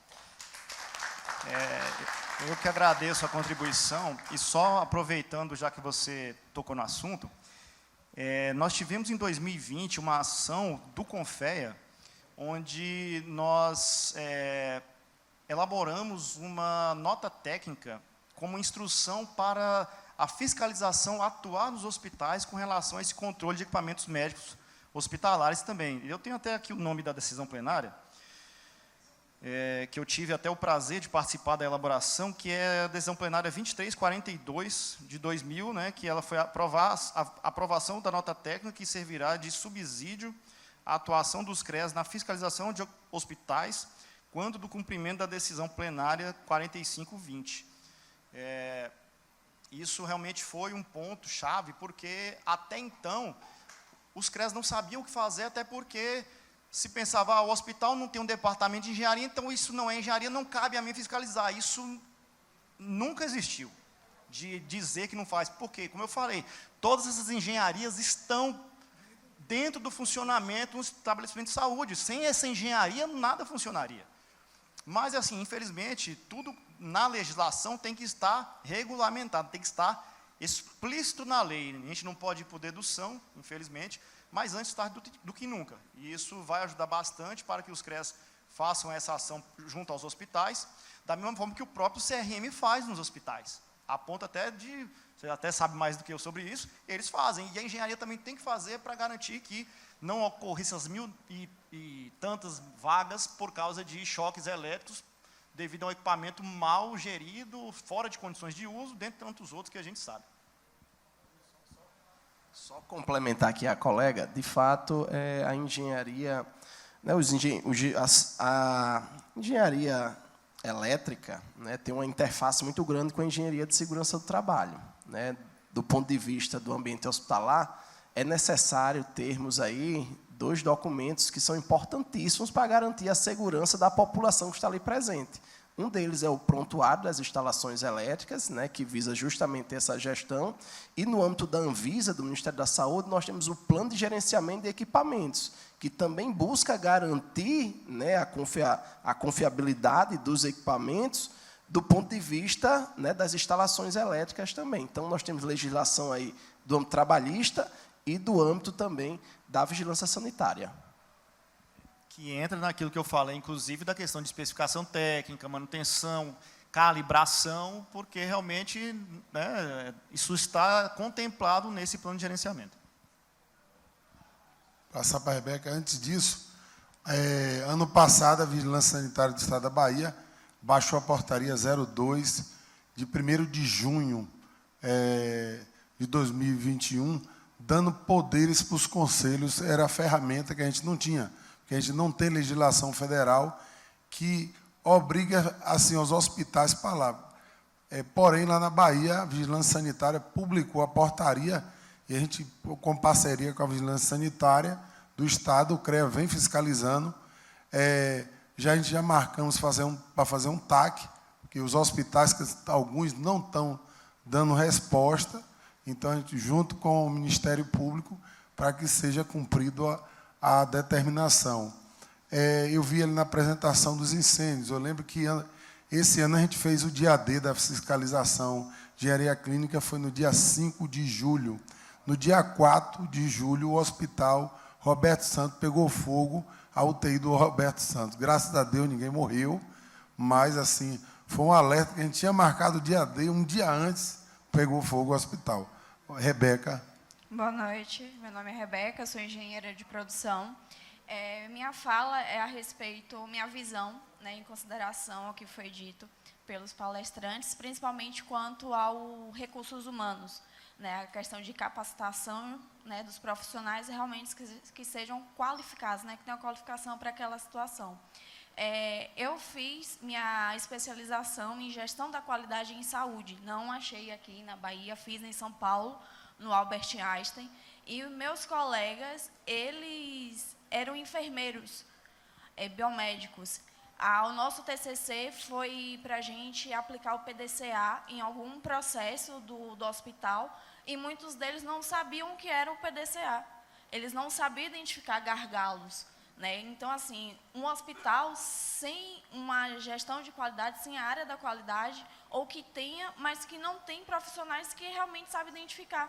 Porque quando a gente vê uma UTI cheia, né, lotada, superlotada, sem vagas, não é por causa da UTI. Talvez seja alguma coisa lá atrás ou até alguma coisa depois. No nosso caso do TCC, foi voltado para idosos, né, para pacientes geriátricos, e a superlotação estava ocorrendo porque os familiares não estavam pegando o paciente no tempo determinado. Então, isso acabava atrasando, acabava lotando a enfermaria, a sala. Então, era toda uma cadeia que atrasava, mas que ninguém estava conseguindo identificar. Às vezes, achando que era por causa de algum erro, de uma recepção, de um cadastro, mas sem identificar realmente o motivo, aquela causa raiz. E os profissionais, os alunos, né, os colegas, eles não estavam sabendo, não sabiam o que era um PDCA, que era um diagrama de Ishikawa. Então, realmente, falta pessoas qualificadas ou até a qualificação de um enfermeiro, mas que saiba identificar, né, porque a gente está precisando disso. É uma visão minha e que hoje eu vejo, pelo menos aqui em Salvador, uma porta um pouco fechada. Lá em Salvador. Lá em Salvador, saudade. Mas lá em Salvador, a respeito de vagas para profissionais. Na minha busca, eu estava vendo qualificações de engenheiros, mas solicitando administradores ou enfermeiros. Não é desmerecer nenhum tipo de profissional, mas a gente precisa, não sei a quem cabe, mas a gente precisa colocar quem é realmente de direito, um engenheiro de produção, que tem uma qualificação de gestão da qualidade, numa área que possa auxiliar um enfermeiro, que possa auxiliar um biomédico, um médico. Então, é mais realmente voltado para minha fala, para essa questão de recursos humanos. Eu queria aproveitar a sua fala e dizer o seguinte: o ambiente de saúde é um ambiente altamente complexo, onde você tem uma caixa de Pandora, que são os médicos, que não dialogam com os outros profissionais da saúde, muito menos com profissionais que não são da saúde e adentram a área de saúde. Então, é um ambiente complexo, mas nós, profissionais da engenharia, hoje temos uma visão de que a gente precisa trabalhar compartilhado. Ninguém constrói nada sozinho. Não adianta o profissional da saúde tentar avançar e vai encontrar dificuldades por falta de conhecimento, por falta de formação, porque não tem um profissional devidamente habilitado. E assim, é nessa perspectiva que eu, enquanto engenheiro de segurança, quando fui parar na área de saúde e me assustei inicialmente, depois eu comecei a me apropriar de tudo que tinha pela frente. E como nós engenheiros somos audaciosos e atrevidos, eu aprendi tudo e fui para frente. E dialogo com qualquer um médico, com qualquer um enfermeiro. Eu costumava brincar assim: eu não sou enfermeira, eu não sou engenheira, eu sou engermeira, porque minha turma toda é de enfermeira e eu no meio de engenheira. Mas esse é um processo contínuo. Eu acho que essa fala que está sendo feita aqui hoje está deixando bem claro para as pessoas que estão aqui ouvindo o quanto nós, engenheiros, nas nossas diversas modalidades, podemos contribuir para a melhoria da saúde, seja ela pública ou privada, porque todos nós, independente das nossas condições, precisamos da saúde. Todos nós. Na verdade, assim, nós até somos os interlocutores para quebrar essa barreira com os médicos perante os demais da equipe de enfermagem. Essa situação, infelizmente, realmente é a realidade. No entanto, dependendo dos hospitais, tem aqueles que pelo menos investem na educação continuada, que de alguma forma, junto com o CCIH, isso vem por parte, inclusive, do responsável técnico do CCIH, que a gente possa contribuir nessas capacitações, apontar esses fatos. E, assim, lamentavelmente, o pouco que existe de gestão da qualidade nos hospitais é muito específico para a questão médica, mas isso pode ser, talvez, a alternativa onde a gente chega, através dessa gestão da qualidade, ampliando a sua área de atuação, para que realmente esses gargalos eles sejam apontados, tratados, sanados, sendo que nessa atual conjuntura, depois do Covid principalmente, isso mais uma vez, embora tenha sido realmente uma questão drástica, realmente nos trouxe essa abertura para que realmente a engenharia se insira nessas ações a serem tratadas não só operacionalmente, mas nas tomadas de decisão. Sou eu? Boa noite a todos e todas. Eu sou Jaime Cruz, conselheiro do CREA Bahia. E parabenizar inicialmente, viu, Ruth, você, Leandro, né, e Denilson, pela excelente apresentação e trazer um tema que a maioria das pessoas acha que não tem nada a ver com engenharia, né, e a gente está vendo que tem tudo a ver. Já foi dito, uma unidade hospitalar, por exemplo, é um empreendimento muito complexo, né, que não tem só equipamentos clínicos, hospitalares, né? Você tem lavanderia, tem refeitório, uma série de outras questões, né? Inclusive, foi bom lembrar, a Carqueja falou aqui, o CREA Bahia já fez tomou essa iniciativa, que já minimiza um pouco, é buscar o responsável técnico pelos equipamentos, por exemplo, né? Foi feita uma força-tarefa em clínicas, hospitais, é isso, Carqueja? Dezenas, né? Para apontar o responsável pelos equipamentos, manutenção, etc. Mas minha pergunta vai no seguinte sentido, eu quero fazer um paralelo. Eu trabalhei numa empresa que prestava serviço desde a refinaria de Mataripe, ali em São Francisco do Conde, algumas pessoas conhecem, que fazia pequenas construções e reformas. E um serviço não iniciava se não tivesse o PT. Não é o partido não, gente, é o permissão de trabalho. Então, se o encarregado do setor não chegasse e checasse todas as questões de segurança necessária, luva, óculos, um bocado de bota, tudo, não se iniciava o serviço. Isso criava um problema para a empresa, né, que a empresa começa cedo, né, 7h30, 7h, e o cara só chegava lá para as 8h, 8h30. Tal. Mas eu queria perguntar o seguinte, dentro dessa área hospitalar, de médio e grandes hospitais, existe um setor, existe uma pessoa que cuida disso, para saber que determinado serviço vai iniciar. Está dentro daquela norma, está dentro daqueles equipamentos necessários, por exemplo, o da lavanderia, o do refeitório, da manutenção geral, existe isso dentro dos hospitais, dessa área de saúde, por exemplo? Olha, o que a gente tem de subsídio para essas questões, realmente é o que a NR4 estabelece, que para hospitais tem o dimensionamento mínimo para que o SESMIT faça parte do hospital. Aqueles de menor porte, aí já vai ter lá pelo menos um técnico de segurança, alguma coisa assim, para fazer o mínimo.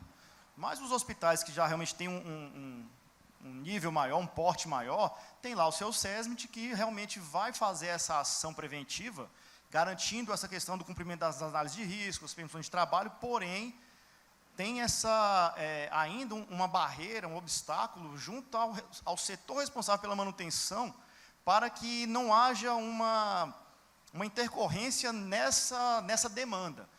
Aí um exemplo de um hospital que eu conheço que tem um gargalo expressivo.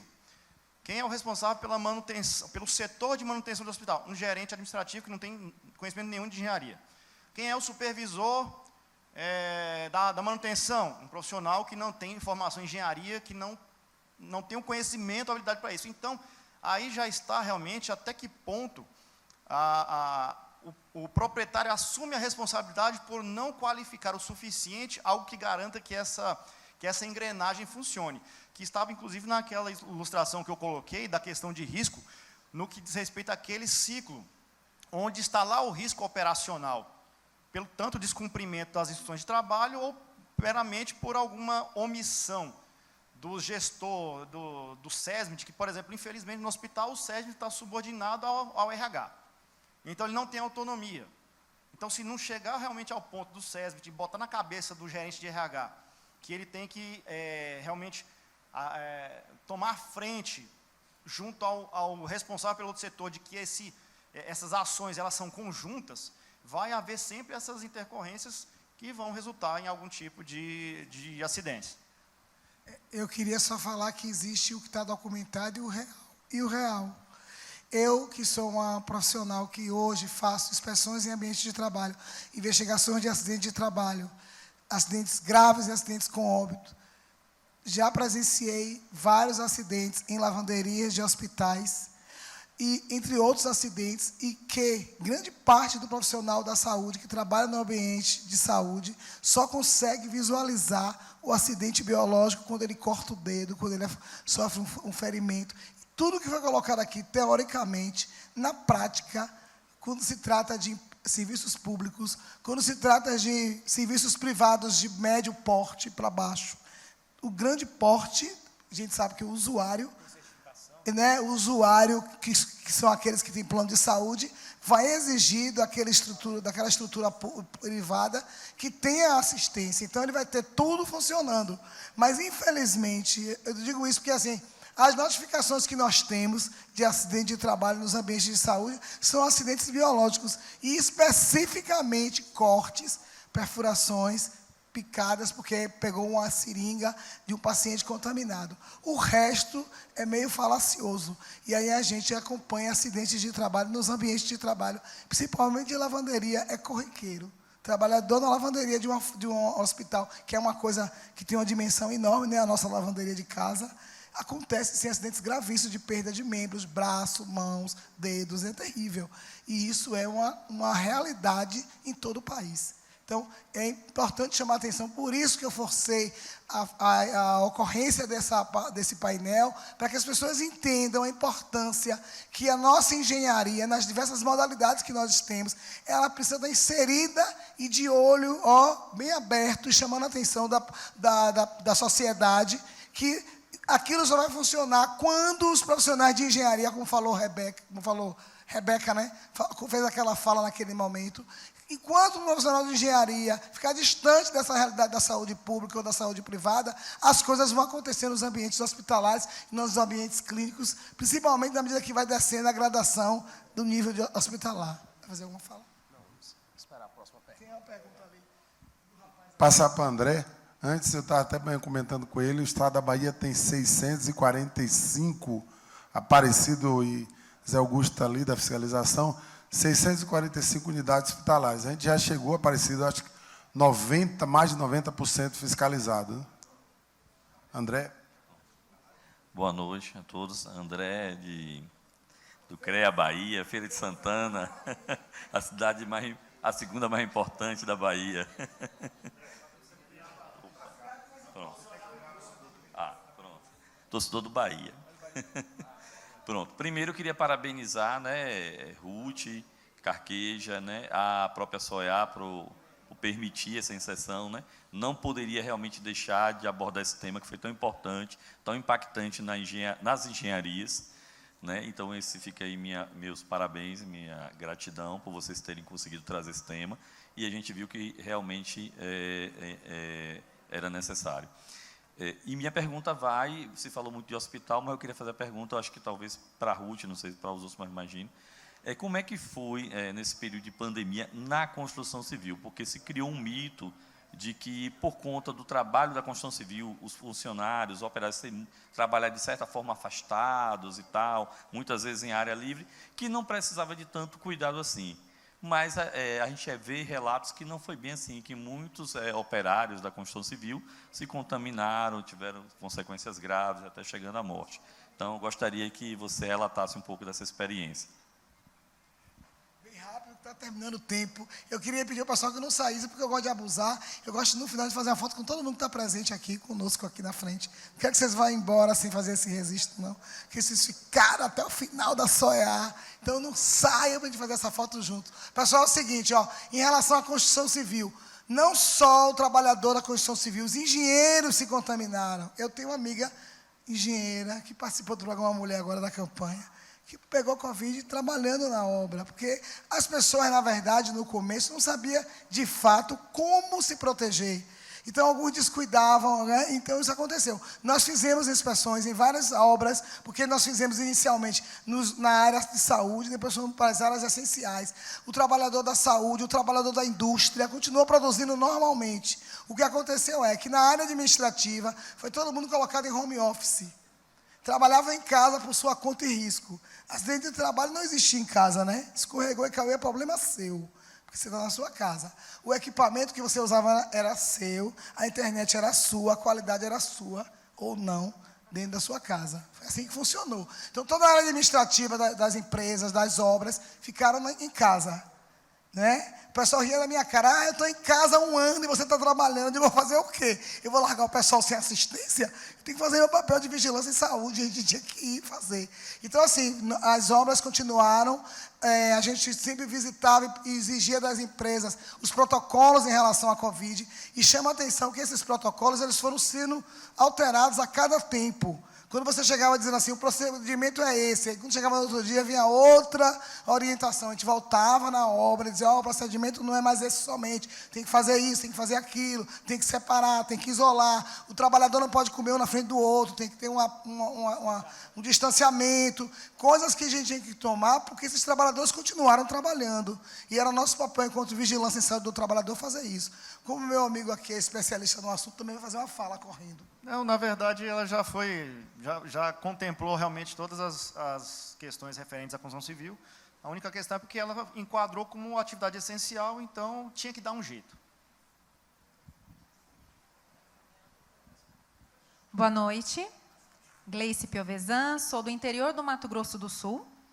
E, Ruth, gostei muito, fiquei babando na sua fala, porque eu presto consultoria em um hospital público, que é regional, um hospital do amor e uma unidade privada. E o que eu vejo?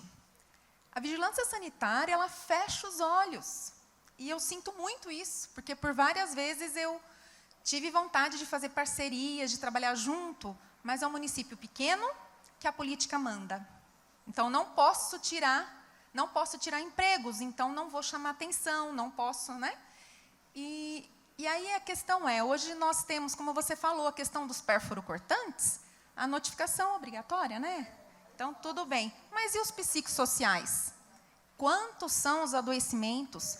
Pega os atestados da equipe de enfermagem, né? E a questão da ergonomia, né? Agora nós temos obrigação de colocar, até então não tínhamos. Eu queria que você falasse como funciona esse mecanismo, essa engrenagem do Sereste, junto aos municípios, e o que nós, engenheiros de segurança do trabalho, prestadores de serviço, podemos fazer para que isso funcione, para que a gente realmente faça o nosso papel social, para que isso realmente venha a contribuir com os trabalhadores. Aí eu não tenho como fugir dessa. Pessoal, na verdade é o seguinte, o Sereste é um órgão de retaguarda técnica. Não temos Serestes em todos os municípios, só os municípios maiores. Por exemplo, Camaçari é vinculado aos municípios que fazem o seu entorno, e em cada município desse tem um técnico da saúde, que é o referencial em saúde do trabalhador. Não é vigilância sanitária. A vigilância sanitária tem um objetivo, a vigilância em saúde do trabalhador tem outro. Mas, com relação a essa questão, para que essa engrenagem funcionar, vou dar um exemplo que está na lei. Nós temos uma lei do SUS que diz que os municípios são obrigados, através da sua rede pública de saúde, que é as unidades básicas, as unidades da família, aí você vai para a média e para a alta complexidade, ela é obrigada, por lei, a notificar tudo. Então, em Camaçari, que é um município que tem uma rede grande de saúde, nós estamos fazendo um trabalho de matriciamento, ou seja, nós estamos fazendo o trabalho do convencimento da formiguinha. Quando a gente chega numa unidade, que ele fala assim, eu sei o que é vigilância, o que é saúde do trabalhador, já é uma festa. Olha que sabe o que é saúde do trabalhador. Agora vamos falar por que é importante que a gente faça esse trabalho de formiguinha e mude a concepção das pessoas. Porque cada vez que a unidade fica silenciosa, ela não notifica, ela não diz que ali tem esse ou aquele caso, ninguém vai fazer nada. O poder público não vai fazer nada. Então, a gente precisa que as unidades de saúde notifiquem os casos, que não são poucos, porque muita gente está adoecida, para que você possa ter uma realidade, um cenário real daquela situação, e que possa daí partir para o nosso CEP, que foi o quê? Políticas públicas. Então, as políticas públicas só acontecem quando você mostra assim uma realidade. Olha, eu estava notificando até 2020, com a pandemia, eu tinha 100 casos, agora eu estou com 800 casos. Então, tem alguma coisa errada, precisamos investigar. E aí, quando se investiga, você descobre que muitas coisas deixaram de ser feitas. E é a partir daí. E lhe digo mais, os centros de referência, eles são parceiros. Então, ele é um órgão público, ele é aberto à sociedade civil ou às sociedades organizadas, técnicas, que podem dialogar e buscar esse enfrentamento juntos. Então, não se intimide de procurar o Sereste do seu estado ou da cidade, do município, que se tiver Sereste, que nem todos têm, e diz assim, ó, vem aqui, eu quero fazer uma parceria, nós queremos melhorar essa realidade, melhorar esse retrato, melhorar esse cenário, porque nós temos pleno conhecimento que isso está acontecendo e nada está sendo feito. E por aí a gente sabe, por exemplo, o trabalhador rural, ele é mordido por cobra, por escorpião e não é notificado. Como é que você vai fazer alguma ação com essas pessoas? Isso é só um exemplo de milhões que existem. Raimundo, né? Boa noite, meu nome é Raimundo Montenegro, eu sou engenheiro de segurança e sou diretor da ANEST. Queria fazer uma pergunta aos colegas com relação aos ambientes climatizados. Tendo em vista que, mesmo antes da pandemia, já era um grande problema, tendo em vista que os climatizadores não têm taxas de renovação. E quando veio a pandemia, isso se tornou, elevou a potência de 10, agravou o problema, né?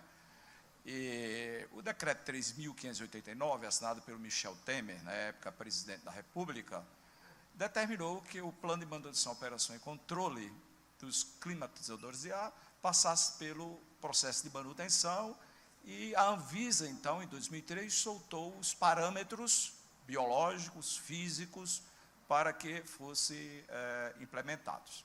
Aí, eu sei que Leandro deve estar por dentro, mas eu gostaria, com relação ao Sereste, a Ruth, primeiro parabenizá-los, os três, boa palestra. A Ruth, na sua fiscalização, como órgão fiscalizador, encontrou alguma dificuldade, se encontrou o PMOC, que é o famoso PMOC conhecido, estava implementado, com responsabilidade técnica, se os controles biológicos estavam sendo feitos, tendo em vista que o agente patogênico são transmitidos através dos aerosóis, já foi explicado muito bem aqui, não é? Tá bom? Passar para os três aí. Obrigado, Raimundo. Doutor, muito obrigada pela pergunta, oportuna e importante, porque, infelizmente, as pessoas brincam com a vida alheia, né, com um total descaso. Embora toda a documentação, todos os procedimentos legais que deveriam ser atendidos, eles não foram. Nossa inspeção inicial, quando nós chegávamos nos ambientes climatizados, a primeira coisa que a gente chamava atenção era exatamente essa circulação fechada, né, e que comprometia as pessoas que estavam ali naquele ambiente, né? Além de que a gente, entre outros problemas que a gente encontrava, como a quantidade de pessoas no ambiente, né? Sem isolamento, sem uso de equipamentos adequados para se proteger. Então, não foi só a questão da climatização, foram diversas questões. E, muitas vezes, você encontrava uma resistência enorme. Por exemplo, o trabalhador que trabalha numa fábrica em Camaçari, que ia e voltava de ônibus. Estavam viajando no ônibus, todo mundo, a mesma quantidade de pessoas. Não, você tem que criar várias escalas de entradas e saídas, porque os ônibus têm que rodar com a quantidade. Cada poltrona, cada 2 poltronas, só pode uma pessoa, não pode 2 pessoas. Estamos juntos, distanciamento mínimo, né? Então, assim, foram muitas questões, não foi só essa problemática dos ambientes climatizados, que a gente sabe que muitas das vezes as doenças estão ali circulando no mesmo ambiente. Você se protege, faz tudo, e depois, eu não sei onde foi que eu me contaminei. E foi exatamente porque andou nesse ambiente. me surpreendeu quando, durante toda a pandemia, 2020 e 2021, eu era a coordenadora da Câmara de Engenharia Civil da Bahia e eu vinha às reuniões nacionais presencialmente. Embora eu tenha tomado a vacina logo no começo, em 2021, porque eu trabalho na saúde, mas mesmo assim eu me preocupava, porque nos aviões inicialmente pedia máscara, mas não houve distanciamento. Todas as 3 poltronas foram ocupadas durante todo o tempo da pandemia, quando liberaram os voos. Então, assim, eu fico me questionando até que ponto a gente chega num ambiente que tem um pé direito dessa altura e você vai questionar num avião que tem um... Para mim, por exemplo, eu não posso ficar em pé no avião, porque eu não tenho carqueja, por exemplo, que vai poder ficar em pé no avião, né? Porque não dá para nós.